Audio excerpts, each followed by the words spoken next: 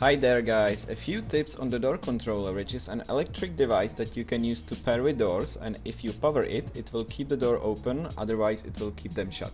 You can find the door controller in a regular crate or underwater sunken chest.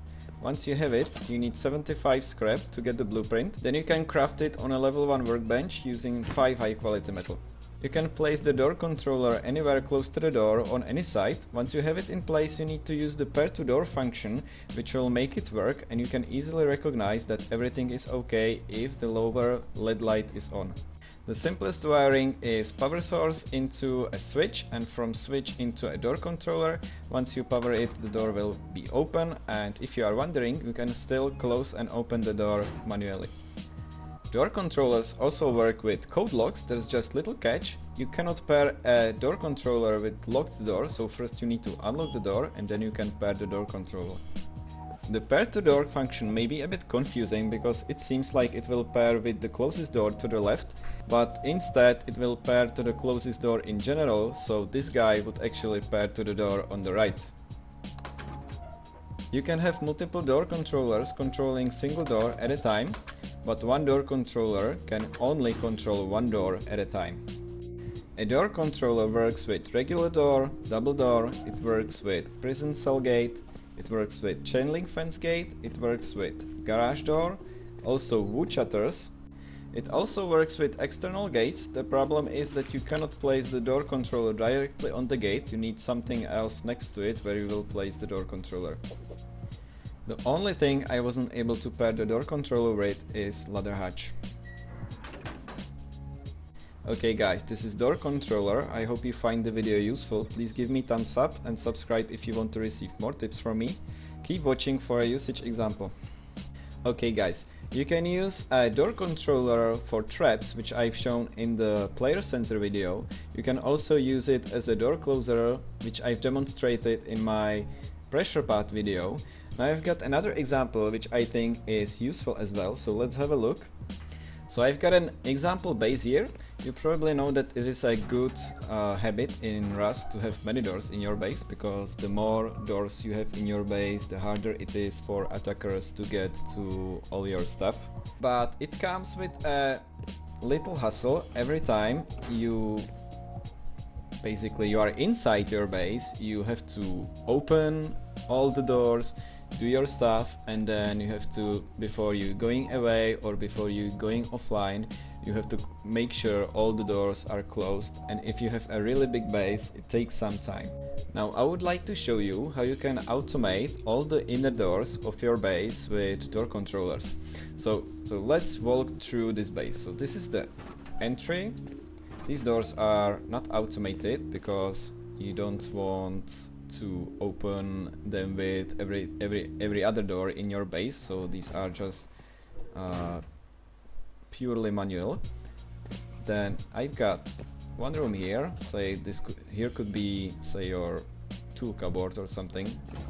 Then I've got another room here. This could be some of your stuff storage. Another room is here. This is, say, my main room where I've got the most important stuff with my guns, and I'm also going to be sleeping here. This is the switch that I'm using to control all the doors around the base. Then I've got this garage door upstairs, another garage door here, and I've got 5 other rooms here for loot storage. So if the attackers get into one of them, they don't have it as easy to get to the others. But if I'm leaving the server, I have to make sure all the doors here are closed, otherwise the attackers would have it really easy, right? Okay, so let's see how the system works first. So imagine you log onto the server. You probably want to check your tool cupboard and get some gear, then go outside. All you have to do is turn on this switch and all the door will open. You can access all of your important rooms easily. Once you got everything you need, you go back to your main room, turn off the switch which closes all the door,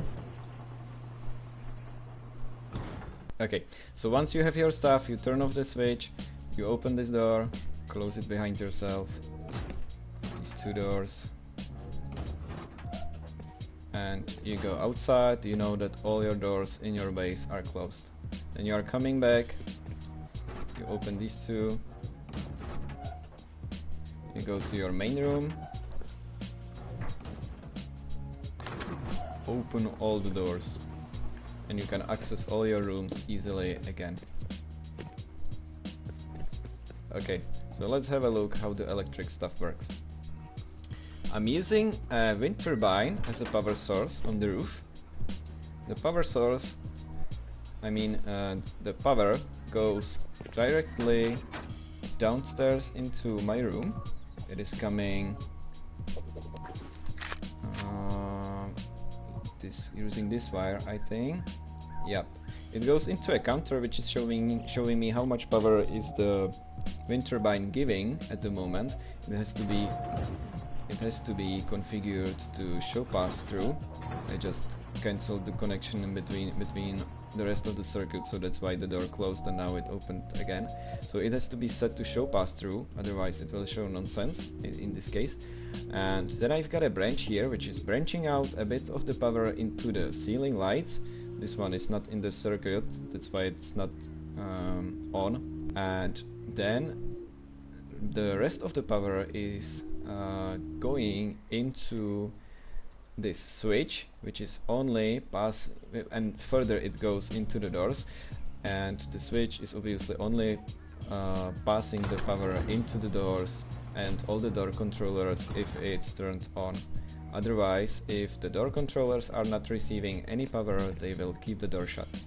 So if I turn it on, all the doors will open, and from this switch I'm running the power into, for each door I'm running the power into a branch, which is branching out some power for the specific door controller, and then it is passing the rest of the power further to the next door. And this repeats for all of the doors I've got here with door controllers. It's the same everywhere. It passes the power through upstairs, and the circuit ends here on this door.